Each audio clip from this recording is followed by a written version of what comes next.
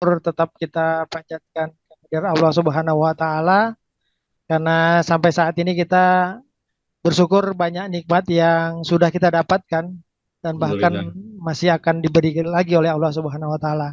Salawat dan Amin. salam kepada Rasulullah Shallallahu alaihi wasallam. Baik, Bapak-bapak, Ibu-ibu, terima kasih sudah bergabung di kajian di Sentana Mengaji di sore hari ini.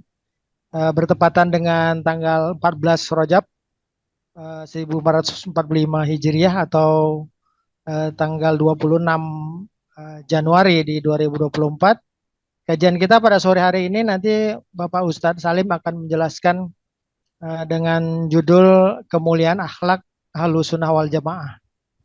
Baik, untuk mempersingkat waktu, kita persilakan Pak Ustadz Salim untuk memulai kajian ini. Tafadhol maskuro, Pak. Baik, jazakallah khair Pak Samsul. Bismillahirrahmanirrahim.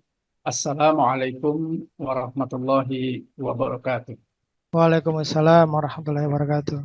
Alhamdulillahirabbil alamin. Innal hamdalillah nahmaduhu wa nasta'inuhu wa nastaghfiruh wa na'udzu billahi min syururi anfusina wa min sayyiati a'malina. May yahdihillahu fala mudhillalah wa may yudlilhu fala hadiyalah. Asyhadu an la ilaha illallah wahdahu la syarikalah wa asyhadu anna Muhammadan abduhu wa rasuluhu la nabiyya ba'da. Ya ayyuhalladzina amanu taqullaha haqqa tuqatih wa la tamutunna illa wa antum muslimun.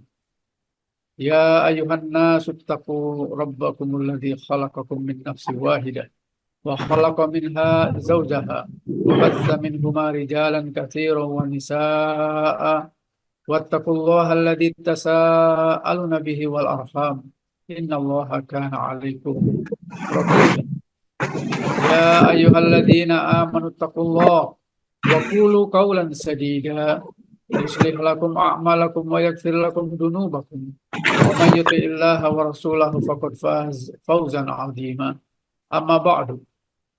Fa inna asdaqal hadis kitabullah wa khairul hadi hadi Muhammad sallallahu alaihi wasallam wa syarrul umur muhdatsatuha wa kullu muhdatsatin bid'ah wa kullu bid'atin dhalalah wa kullu dhalalatin finnar. Ayuhan ihwah, sahabat Sentana Mengaji yang saya cintai karena Allah, merupakan rangkaian dari kajian kita pekan lalu, yaitu siapakah Ahlus Sunnah wal Jamaah itu. Siapakah Ahlus Sunnah wal Jamaah itu.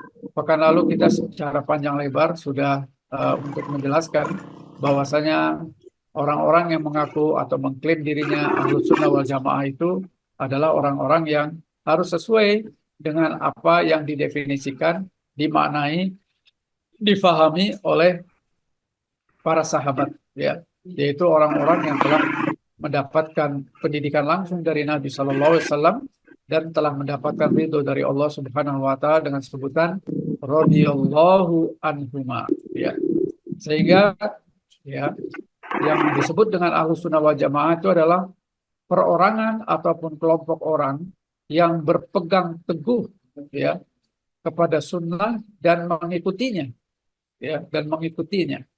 Ya, oleh karenanya maka pada pekan yang lalu saya juga menjelaskan bahwasanya, ya, yang disebut dengan Ahlus Sunnah wal Jamaah ini adalah orang-orang yang berpegang teguh dengan kuat, ya, apa-apa yang menjadi perintah nabinya dan menjauhi larangan-larangan dari apa yang diperintahkan oleh nabinya dan mengikuti apapun yang menjadi hujjah, ya, ataupun ketetapan-ketetapan dari Allah Subhanahu wa taala dan juga dari nabinya sallallahu alaihi wasallam.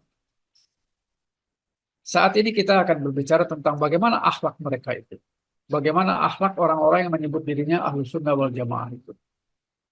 Rasulullah SAW mengajak manusia untuk beribadah hanya kepada Allah semata dan beliau diutus antara lain dan yang utama adalah untuk memperbaiki akhlak manusia. Sebagaimana sabdanya dalam hadis sahih, ya, riwayat Bukhari dalam Adabul Mufrad dikatakan innama bu'istu li utammima min makariman akhlak. Aku tidak diutus kecuali, ya, untuk menyempurnakan akhlak yang baik. Aku tidak diutus Allah ya untuk kalian kecuali untuk memperbaiki akhlak kalian, ya menjadi akhlak yang baik. Jadi Nabi SAW sendiri yang mengatakan bahwa dirinya itu diutus utamanya adalah untuk memperbaiki ya, atau untuk menyempurnakan akhlak menjadi akhlakul karimah, akhlak yang baik. Sesungguhnya antara akhlak dengan akidah itu terdapat hubungan yang sangat-sangat erat dan relevan. Ya. Karena akhlak yang baik itu adalah bukti dari kuatnya keimanan. Seorang yang mempunyai keimanan yang kuat, insya Allah akhlaknya pun akan baik. Akhlak itu perilaku, ya. Akhlak itu perilaku yang berdasarkan nilai-nilai Quran dan Sunnah. Ya. Perilaku keseharian kita berdasarkan Quran dan Sunnah. Itulah akhlak. Karena akhlak itu dalam bahasa Arab. Ya. Jadi pengertiannya seperti itu. Oleh karenanya maka apabila akidahnya baik, ya, tauhidnya baik, maka kemungkinan besar akhlaknya juga akan baik. Sebaliknya, kalau akhlaknya itu buruk, kemungkinan besar tauhidnya juga, keimanannya juga itu lemah atau bahkan buruk. Maka tauhid, keimanan dan akhlak itu berkelindang. Artinya dia saling taut menaut, yaitu saling berkaitan dengan erat sekali. Kita sudah beberapa kali mengkaji soal tauhid dan akan terus insya Allah kita kaji. Nah, saat ini kita giliran untuk mengkaji soal akhlak. Ya, semakin sempurna akhlak seorang muslim berarti semakin kuat juga imannya. Itu aksiomanya seperti itu. Ya, ya. Kemudian Nabi SAW pun bersabda, ya, dalam hadis At-Tirmizi Hasan Sahih, ya, akmalu mu'minina imanan ahsanuhum khuluqa wa hiyarukum linisaihim. Kaum mukminin yang paling sempurna imannya adalah yang paling baik akhlaknya. Jadi seorang yang beriman dan sempurna imannya itu adalah orang yang paling baik akhlaknya. Dan orang yang paling baik di antara kalian adalah orang yang paling baik kepada istri-istrinya. Wow. Jadi akhlak dikaitkan dengan keimanan, ya, atau keimanan dikaitkan dengan akhlak, dan akhlak yang paling baik kata Nabi SAW adalah orang yang paling baik kepada istri-istrinya.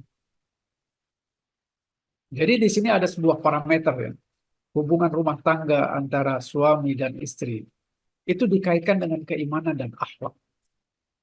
Jadi orang yang paling baik kepada istrinya, insya Allah dia adalah orang yang paling baik akhlaknya dan juga iman. Akhlak yang mulia adalah bagian dari amal saleh yang dapat menambah keimanan dan memiliki bobot yang berat dalam timbangan amal. Pemiliknya sangat dicintai oleh Rasulullah SAW. Dan akhlak yang baik adalah salah satu penyebab seseorang masuk surga.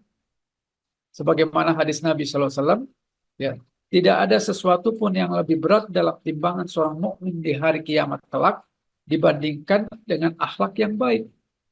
Jadi amalan apapun itu, ya, masih di bawah timbangan beratnya timbangan akhlak.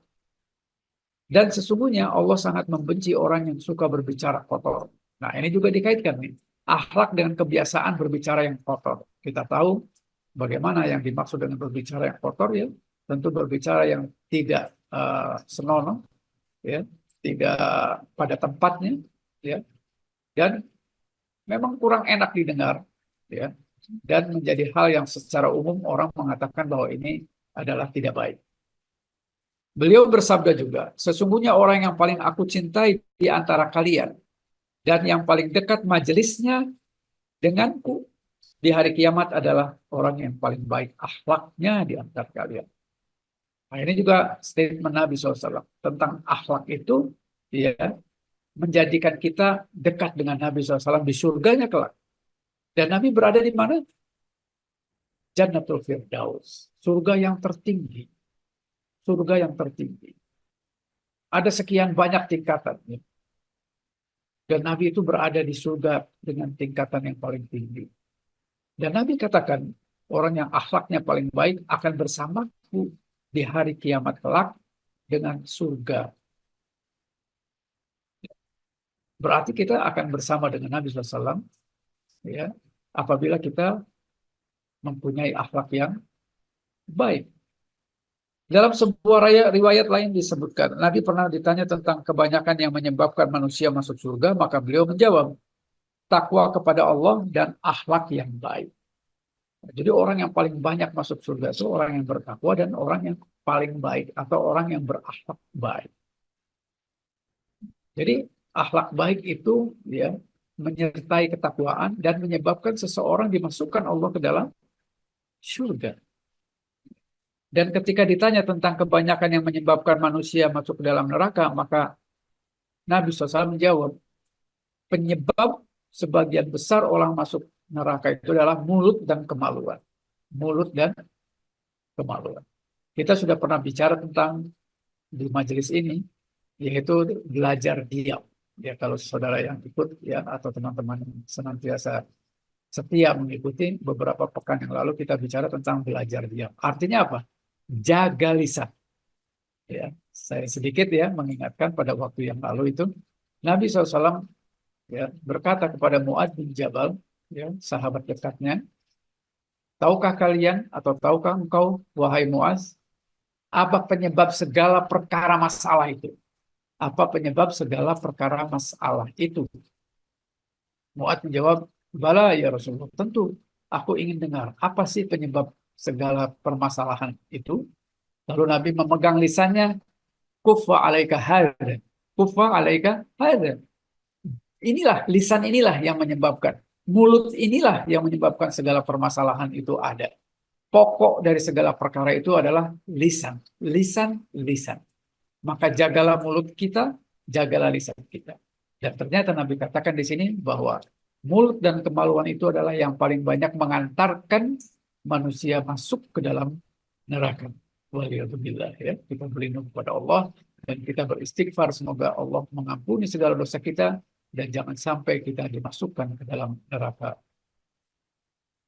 Ahlussunnah juga memerintahkan untuk senantiasa berbuat baik kepada orang tua, menganjurkan bersilaturahim, berbuat baik kepada tetangga, anak yatim, fakir miskin, ibnu sabil, sebagaimana surat An-Nisa, surat 4 ayat 36.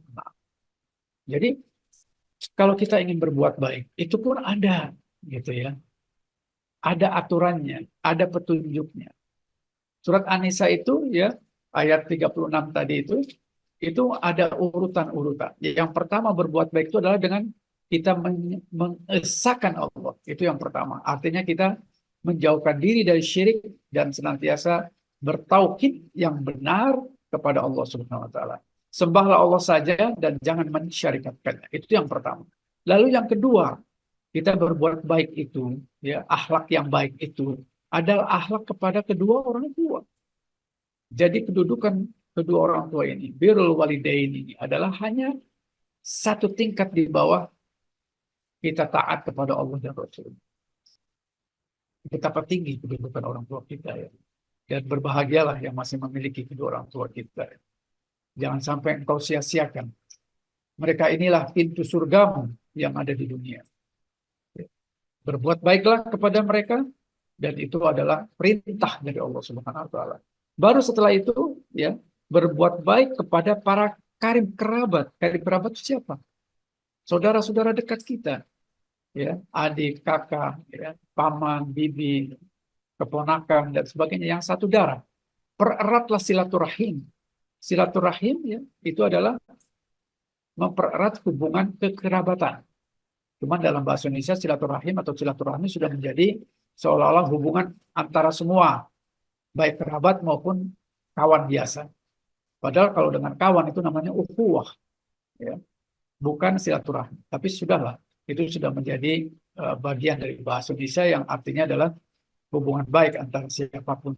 Ya. Baik itu kerabat, saudara dekat, yang satu rahim, ataupun dengan kawan-kawan dan sahabat biasa. Baru setelah itu berbuat baik kepada tetangga.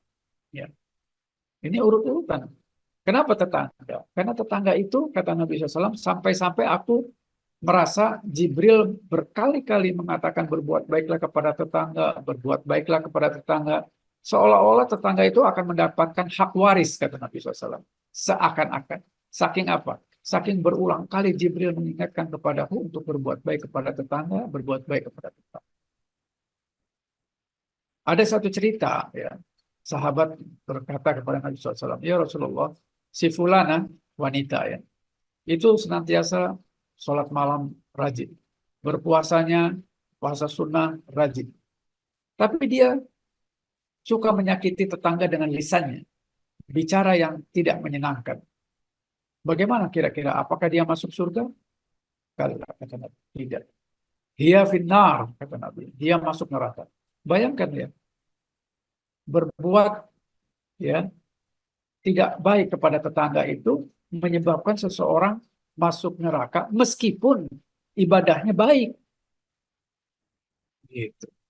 Jadi tetangga ini juga sesuatu yang sangat penting untuk kita perhatikan. Karena kita hidup di kota besar seperti di Jakarta dan sekitarnya atau di kota-kota besar lain. Hidup bertetangga itu seperti hidup di tempat yang asing gitu ya. Satu sama lain tidak mengenal. Padahal zaman Nabi SAW itu ya, dikatakan ya, sekitar sampai 40 rumah ke kanan, ke kiri, ke depan, ke belakang itu adalah tetangga kita. Gitu. Ini tetangga sebelah aja, betul-betul tetangga sebelah. Kita nggak kenal siapa dia, anaknya berapa, kerja di mana, apakah sedang dalam keadaan susah atau keadaan senang. Ya, ini tetangga. Jadi tetangga itu juga harus diperhatikan. Dan ini berkaitan dengan keimanan. Maka yu'minuna billahi wal yaumil akhir fal yukrim jarah, kata Nabi SAW.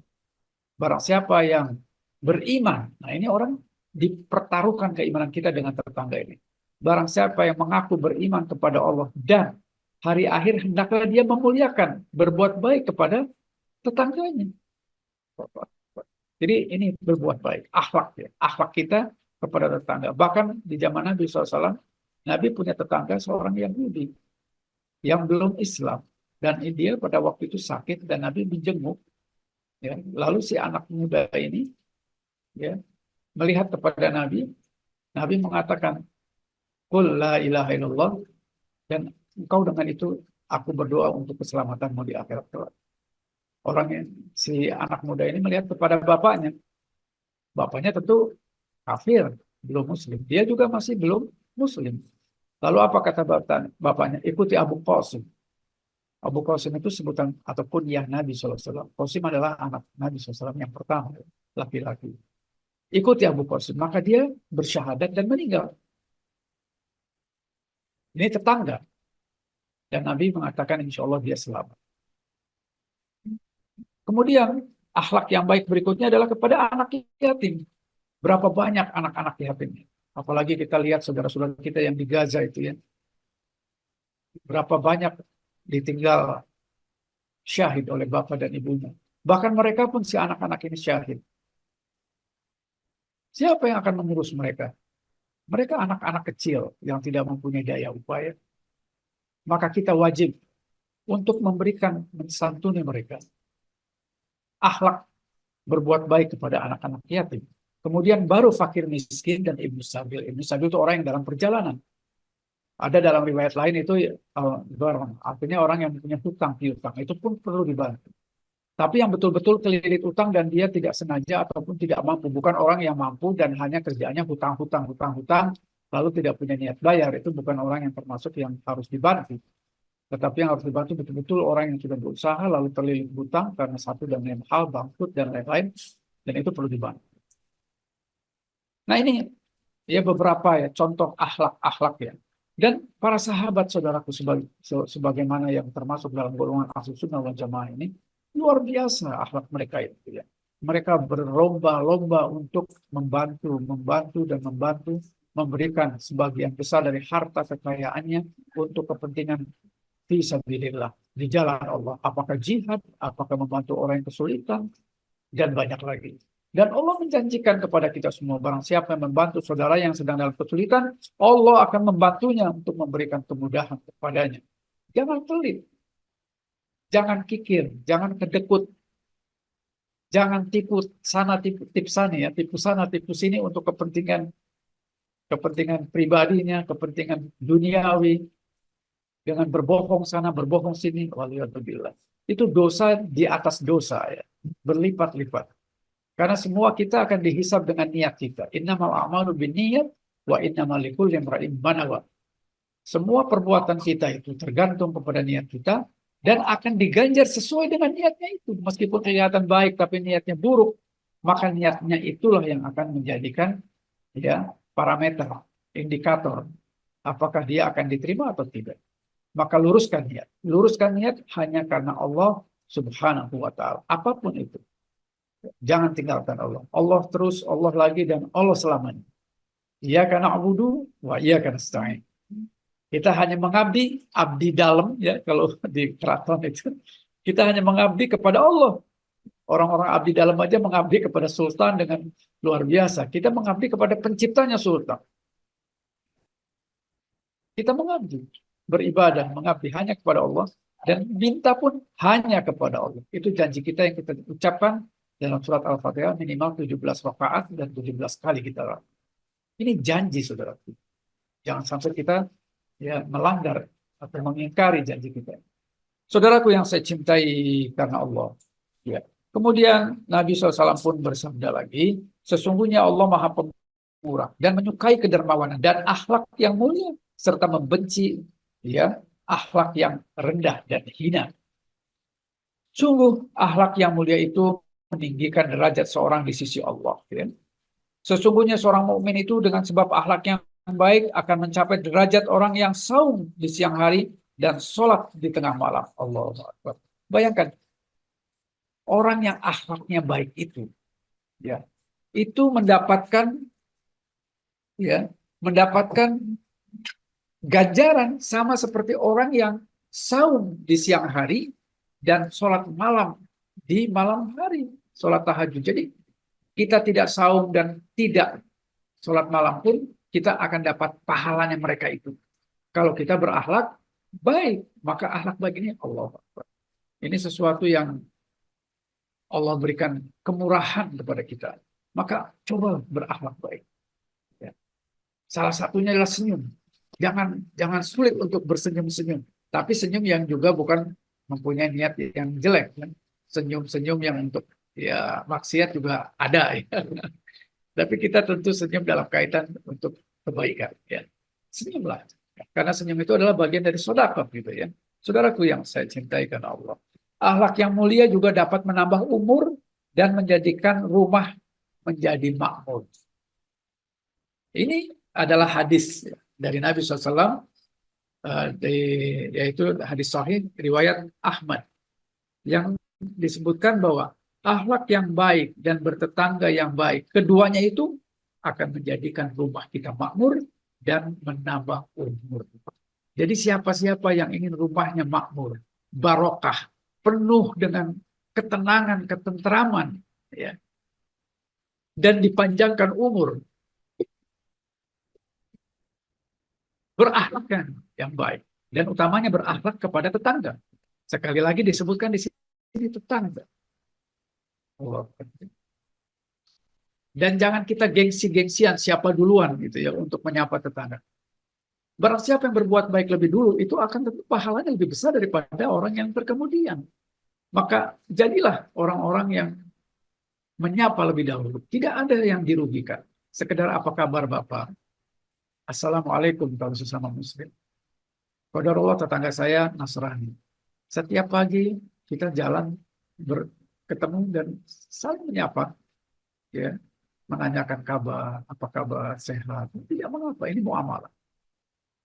Apalagi sesama muslim. Sapa dengan salam. Assalamualaikum warahmatullahi wabarakatuh. Itu doa. Doa saudaraku sekalian. Jangan kita menunggu disapa lebih dulu. Wah, siapa kita? Berlombalah dalam kebaikan. Fastabiqul khairat. Fastabiqul khairat. Berlomba-lombalah dalam kebaikan. Rasulullah SAW adalah orang yang paling baik akhlaknya. Wa innaka la'ala khuluqin azim, kata Allah dalam surat Al-Qalam, ya. Surat Nun, surat Al-Qalam ayat 4 itu. Ya. Allah yang memuji, Allah yang maha besar. Allahu Akbar. Rabbul Alamin, pencipta, pemilik, pengatur alam semesta ini, memuji Nabi Sallallahu Alaihi Wasallam sebagai seorang yang sangat agung akhlaknya. Dan sesungguhnya engkau Muhammad benar-benar akhlakmu agung, budi pekertimu agung. Allahu Akbar. Sebuah pengakuan dari Allah. Allahu Akbar, Allahul Azim, yang maha agung, maha besar, memuji Nabi. Diriwayatkan juga dari Aisyah, karena Rasulullah sallallahu alaihi wasallam ahsanan nasi khulqa. Nabi SAW itu adalah orang yang paling baik akhlaknya. Bahkan dalam riwayatnya dikatakan sebagaimana Quran akhlaknya Nabi SAW. Quran berjalan. Quran yang ada di muka bumi itu melekat pada diri Nabi SAW. Begitu pula para sahabat Nabi SAW. Mereka adalah orang-orang yang paling baik akhlaknya setelah Nabi SAW. Maka jangan ragu kita mengikuti sahabat. Jangan ragu. Mereka itu orang-orang yang telah mendapatkan ridho dari Allah. Mereka itu akhlaknya akhlak yang mulia. Paling mulia di antara manusia lainnya setelah Nabi dan Rasul. Imam Abdullah ibnu Mubarak rahimahullah yang wafat tahun 181 Hijriah ya, mensifatkan ya akhlak yang mulia itu adalah dengan menceritakan yaitu seseorang yang wajahnya ceria.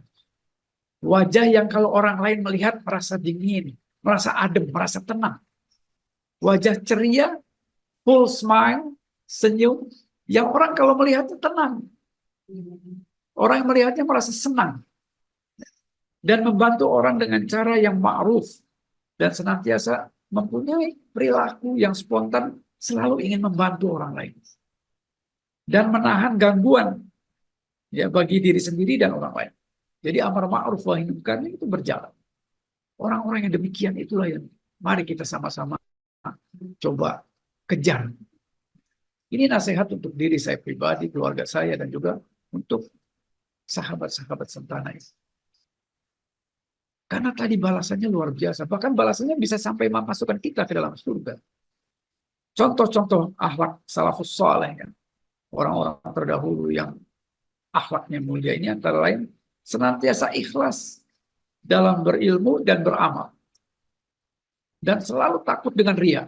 Ria itu selalu ingin dipuji-puji. Siapa gue? Ya. Emang kalau nggak ada gue, lu bisa begini dan begitu. Siapa kita? Apa yang kita perbuat kebaikan itu semata-mata karena Allah, bukan karena kehebatan kita, saudaraku sekalian. Kita ini siapa? La haula wala quwata illa billah. Khuliqal insana dha'ifa. Kita diciptakan Allah sebagai makhluk yang hina, yang lemah. Kalau tanpa pertolongan Allah, kita nggak mungkin bisa melakukan apapun. No. Never ever. Nggak akan pernah bisa kita. Tanpa pertolongan Allah, nggak akan. Maka jangan diri merasa hebat, merasa suci. Ya. Kemudian menjadikan kita apa? Sombong, kibir, ria. Senantiasa kalau kita berbicara, karena ada pamrih. Ingin diterima kasihi. Ingin dipuja dan dipuji. Bukan itu. Ya, tetapi kita harus ikhlas. Kemudian jujur ya, dalam segala hal. Menjauhi sifat dusta. Meskipun bercanda, jauhi dusta. Karena ada orang yang, ya ini kan canda-canda. Nabi pun bercanda, tapi Nabi tidak berdusta. Dan contoh kita yang terbaik adalah Nabi SAW. Ya. Tidak berkhianat. Kalau diberi amanah, tidak berkhianat. Menjunjung tinggi hak-hak Allah. Apa hak Allah? Yang paling besar? Tauhid. Mengesahkan Allah, dan Allah paling murka apa? Syirik. Inna syirka la dzulmun azim. Kesyirikan itu adalah kezoliman yang paling agung. Zolim yang paling zolim itu adalah mensyarikatkan Allah. Menyekutukan Allah. Jauh. Syirik ada syirik besar, syirkun akbar, ada syirkun asghar, syirik kecil. Dua-duanya syirik jauhi. Ya, surat 39 ayat 65 mengatakan bahwa barang siapa yang melakukan syirik, khususnya syirik besar, hapus amalnya, hapus amalnya. Betapa rugi kita, haji kita, umroh kita yang berkali-kali, ya, kedermawanan kita yang tidak ada sedikit pun waktu kecuali dengan berderma, dengan bersedekah, hapus kalau kita melakukan kesyirikan. Kalau ria, amalan yang itu saja yang hapus. Tapi kalau syirik, seluruh amal hapus. Betapa kita rugi. Kita akan menjadi manusia-manusia yang muflis, manusia yang bangkrut, yang seolah-olah kita yakini kita bawa amal sebesar gunung, tapi bagaikan debu yang berterbangan. Allah Akbar. Dan ini bisa kita ketahui kalau kita ada ilmu, saudaraku. Kalau kita menjauh dari ilmu, seolah-olah kita lebih pintar dari apa orang-orang yang terdahulu itu. Lalu apa yang kita mainkan? Logika, akal, logika, akal. Siapa kita? Ilmu. Dan yang dimaksud dengan ilmu itu adalah qala Allah wa qala Rasul wa qala sahabat itu. Apa yang Allah firmankan dalam Al-Quran. Apa yang Nabi jelaskan dengan perkataan dan perbuatan dan persetujuan atas perbuatan sahabatnya, takrir. Dan apa yang dipraktekkan, dipahami sahabat, itu ilmu. Ya, ilmu pengetahuan umum itu juga ilmu. Tetapi ilmu yang dimaksud dalam hal ini, ilmu syar'i. Ilmu. Al ilmu qoblal qaul wal amal. Ilmu itu harus mendasari kita sebelum berucap dan sebelum berbuat. Itu harus ilmu. Nah, dengan ilmu itulah kita akan bisa membedakan mana yang hak, mana yang batil. Karena ilmu itu adalah cahaya. Cahaya, saudara. Dia akan menuntun kita ke arah yang benar. Minad dzulumati ilan nur. Dari kegelapan menuju kepada cahaya. Allah Akbar. Itu akhlak. Kemudian perbanyak zikir kepada Allah. Ala bizikrillah tatma'innul qulub. Barang siapa yang berzikir mengingat Allah senantiasa, hatinya akan dipenuhi dengan rasa tenang, tentram. Dan itulah pangkal kebahagiaan yang hakiki adalah hati yang qanaah, hati yang selalu menerima dan mensyukuri nikmat Allah. Itulah hati yang tenang. Dan banyak lagi ya. Ada banyak belasan di sini diceritakan tentang bagaimana akhlak daripada salafus saleh. Yang jelas mereka senantiasa ya mengikuti petunjuk Nabi. Wa inna asdaqal hadits kitabullah wa khairul hadi Muhammad SAW. Ya. Kalam yang terbaik itu di muka bumi ini adalah kalam Allah, dan petunjuk yang terbaik di muka bumi ini adalah petunjuk Nabi SAW. Wa syarrul umur muhdatsatuha. Dan sejelek-jelek perkara dalam masalah agama adalah mengada-adakan yang baru, muhdas. Masyaallah umur muhdatsatun wa kullu muhdatsatin bid'ah. Dan segala yang baru dalam agama ya, dalam agama itu disebut bid'ah. Wa kullu bid'atin dhalalah. Dan setiap sesuatu yang baru menambah-nambahi masalah agama itu adalah kesesatan. Dan kesesatan itu terancam di neraka. Demikianlah barangkali ya, masih ada waktu kurang lebih 15 menit ya. Ya, masih banyak ini contoh-contoh ya kemuliaan daripada akhlak sunnah wal jamaah ini ya. Termasuk jika ada orang yang berbuat jelek kepada kita, maka kita diperintahkan untuk berbuat baik kepada dia. Ini ada beberapa ayat-ayat yang mengatakan seperti itu ya. Di sini ya, antara lain surat Al-Fussilat ya, ayat 34-35. Dan tidaklah sama kebaikan itu dengan kejahatan. Tolaklah kejahatan dengan cara yang lebih baik. Nah, itu dia. Maka tiba-tiba orang di antaramu yang tadi itu ya, yang berbuat jahat lalu ditolak dengan kebaikan, apa yang akan terjadi kata Allah? Tiba-tiba orang yang antaramu dan antara dia yang ada permusuhan tadi akan menjadi teman yang sangat setia. Itu ya. Hasilnya tuh. Kalau kita ada orang yang berbuat jelek, kita coba ya tahan diri kita untuk tidak membalas dengan kejelekan lagi. Bahkan kita membalas dengan kebaikan, maka Allah katakan dia akan menjadi teman yang sangat setia kepada ya. Sifat-sifat yang baik itu tidak dianugerahkan melainkan kepada orang yang sabar, ya. Dan tidak dianugerahkan melainkan kepada orang yang mempunyai keberuntungan yang besar. Termasuk salah satunya apa? Pemaaf.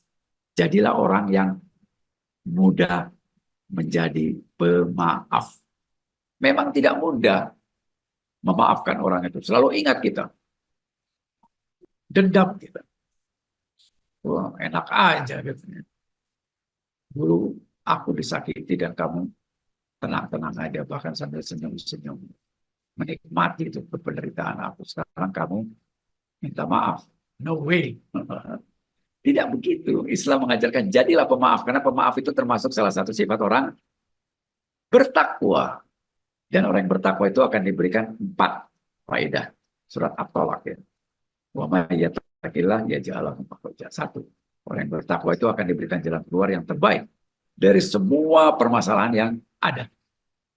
Yang kedua, wa yarzuqhu min haitsu la yahtasib. Akan diberikan rizki dari jalan yang kau tidak duga-duga. Rizki tidak hanya materi, tidak hanya fulus, tidak. Kesehatan, ya, kebahagiaan itu rizki. Wa may tawakkal Allah fa huwa hasbuh. Orang yang bertakwa dan bertawakal itu akan dipenuhi seluruh kebutuhan. Allah. Kita punya banyak kebutuhan, saudara. Allah akan penuhi kalau kita bertakwa dan bertawakal. Dan barang siapa yang bertakwa kepada Allah akan dimudahkan segala urusannya. 4 hal itulah ya menjadi faedah kita untuk bertakwa. Itu surat At-Tolak surat 65 ayat 2, 3, 4. Demikian Pak Samsul, silakan untuk dipandu jalannya diskusi. Barakallahu fikum.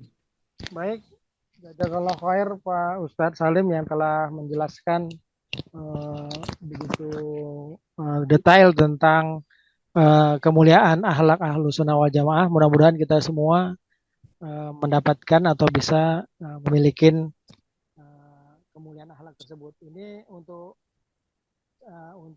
pertanyaan sesi tanya jawab. Sekarang saya bacakan dulu yang ada di chat.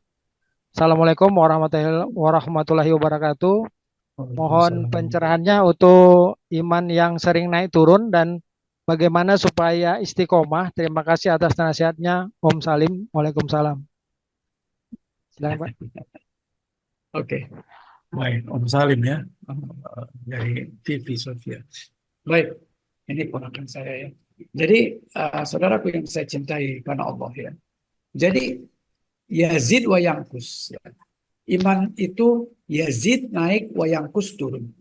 Yazid naik itu bersamaan dengan ketaatan yang kita perbuat. Wa yankus turun bersamaan dengan maksiat yang kita perbuat. Jadi bagaimana caranya? Perbanyaklah ketaatan, jauhilah maksiat. Itu. Ya, secara sederhana seperti itu. Bagaimana caranya? Lagi-lagi belajar ilmu dan ilmu. Jangan jauh dari majelis ilmu. Dekati majelis ilmu. Majelis ilmu ini adalah salah satu dari taman-taman surga yang ada di muka bumi, kata Nabi SAW. Raudatul Jannah. Kenapa kita sulit sekali untuk mendekat kepada majelis ilmu? Bertaubatlah kepada Allah. Bertakwalah. Demikian. Silakan yang lain. Ya, terima kasih jawaban Pak Ustadz Salim. Mudah-mudahan dapat dipahami dan menambah ilmu kita semua. Selanjutnya silakan yang ingin bertanya. Boleh di-unmute saja. Bu Nur Hasanah tuh kelihatannya. Silakan Bu. Terima kasih. Assalamualaikum warahmatullahi wabarakatuh. Pak Ustadz Salim, sebetulnya nih mungkin pertanyaan saya seharusnya minggu yang lalu, tapi minggu yang lalu saya lupa. Ini kaitannya dengan ibadah-ibadah yang masuk ke bid'ah. Bukan itu hukumnya apa? Karena saya pernah sedikit berdebat dengan keluarga. Dia bilang, wah itu kan baik, kenapa tidak? Katanya macam bilang kalau memang tidak ada tuntunan dari Allah, tidak ada hadisnya, ya buat apa gitu kan? Tapi kan kita kan mendoakan yang baik-baik segala macam. Nah, kaitannya dengan hal tersebut itu hukumnya apa? Berdosakah kita atau tidak atau mubah? Itu satu pasal. Ya. Mumpung saya ingat yang kedua. Yang kedua. Oh, ada dua. Satu lagi, ada lagi. Satu lagi. Mumpung ingat nanti kalau udah ini suka lupa saya. Ya, baik. Tapi kalau Pak Ustadz lupa nanti saya ingatkan lagi. kaitannya Siap. dengan berbuat baik dan sedekah dan infak. Kan ada urut-urutannya sesuai dengan surat An-Nisa. Pertama orang tua, kedua keluarga, bla bla dan seterusnya. Nah, Oke. saya dulu pernah juga berdebat dengan ibu saya almarhum, tapi saya mohon ampun, mohon maaf karena ketidaktahuan saya. Saya bilang kalau memang tetangga yang sebelah rumah kita itu memang butuh, kenapa kita tidak dahulukan gitu kan dibandingkan dengan ke keluarga, ke kerabat gitu. Nah, itu gimana Pak Salim? Sebenarnya Ya. dalam satu posisi saya punya uang terbatas banget, misalnya 100.000, tahu-tahu dapat telepon dari saudara, kemudian tetangga saya datang minta tolong, padahal duit cuma segitu-gitunya gitu loh. Nah, itu baiknya dikasih ke siapa? Itu aja pertanyaannya. Terima Baik. kasih. Ya. Assalamualaikum warahmatullahi wabarakatuh. Waalaikumsalam. Barakallahu fiki, semoga Allah memberkahi Ibu Nur Hasanah, keluarganya dan kita sekalian. Alhamdulillahirabbil alamin. Ini pertanyaan yang penting ya. Bid'ah. Bid'ah itu tadi seperti saya sebutkan, wa kullu bid'atin dhalalah. Semua bid'ah itu mengada-adakan sesuatu dalam masalah agama. Sekali lagi, agama, bukan keduniaan yang sifatnya muamalah. Seperti lampu bid'ah, iya dulu nggak ada lampu, sekarang ada lampu, itu bid'ah. Iya, tapi itu tidak ada kaitannya dengan dosa. Bahkan dianjurkan kita untuk memberikan satu manfaat kepada manusia lain melalui berbagai ilmu pengetahuan yang terus berkembang. Bid'ah dalam masalah agama. Kenapa? Karena agama ini sudah sempurna. Jangan kita mencoba-coba mengatakan ini baik dan itu tidak baik tanpa rujukan. Rujukannya apa? Quran dan Sunnah. Kenapa?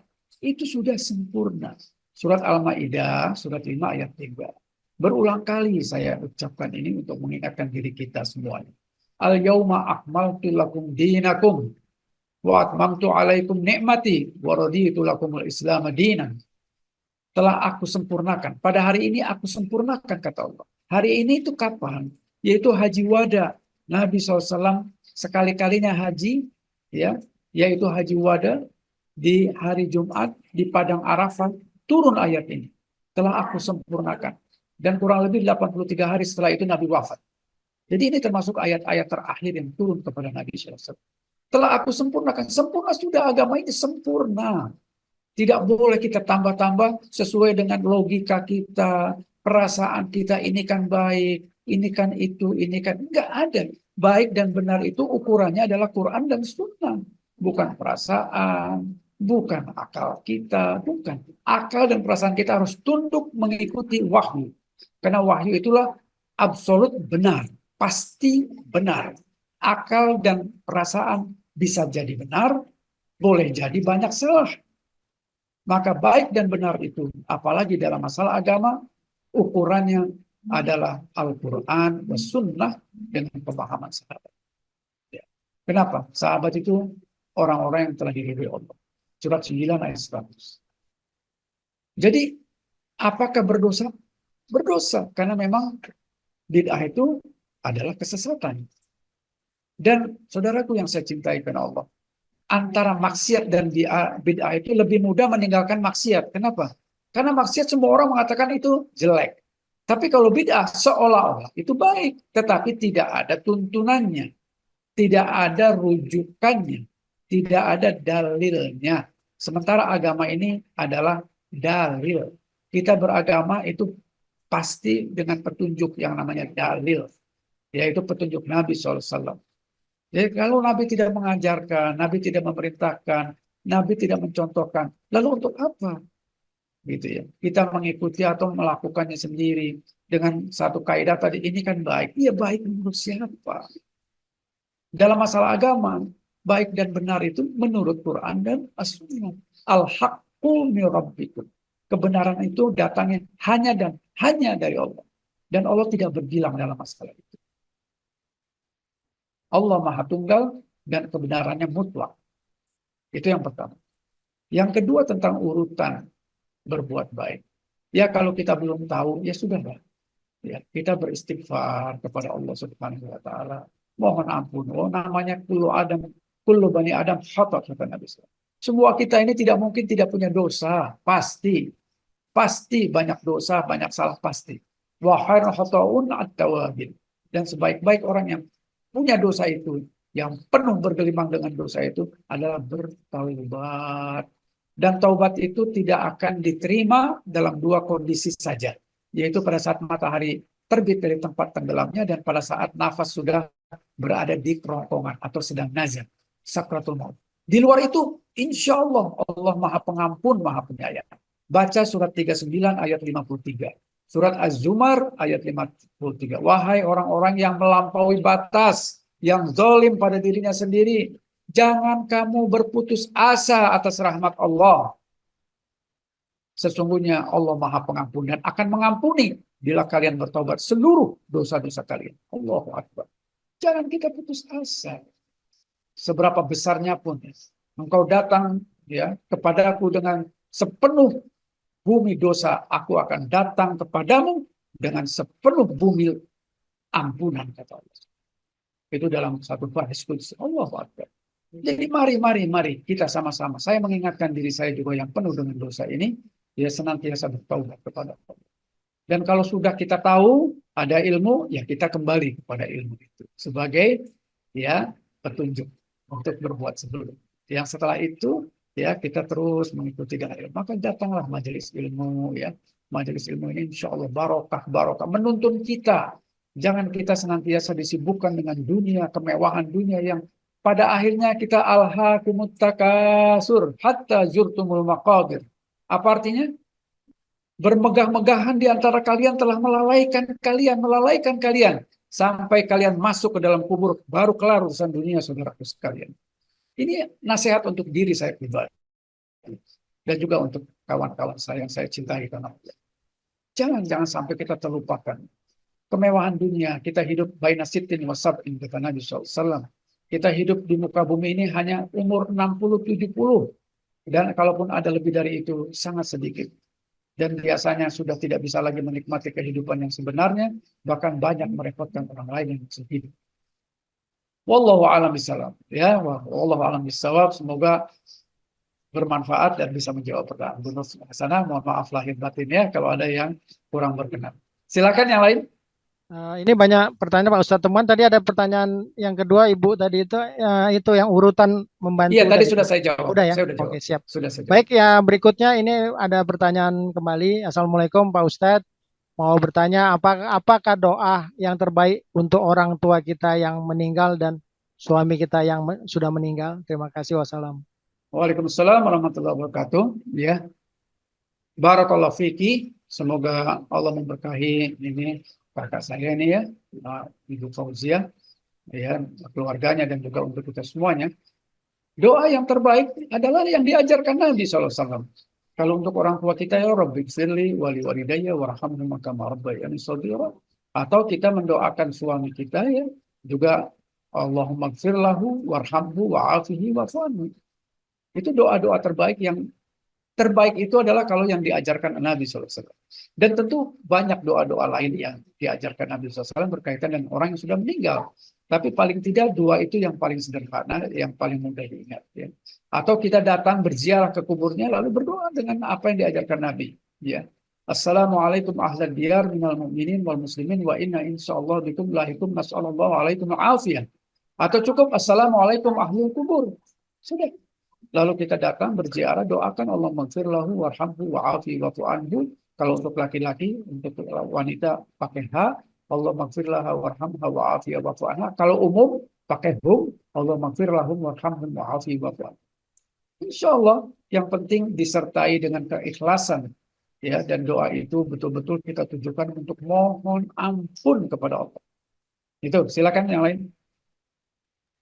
Pertanyaan berikutnya itu dari Ibu Eli nih, silakan dibaca. Ya, dari Ibu Eli. Assalamualaikum Pak Ustadz, mohon dijelaskan apakah bunga bank bisa dimanfaatkan dan kalau bisa digunakan untuk apa saja? Syukron. Afwan. Barakallahu fiik ya untuk Ibu Eli Sugihati, ya ini teman SMA. Tentu kita mengetahui bunga hukumnya haram karena dia riba.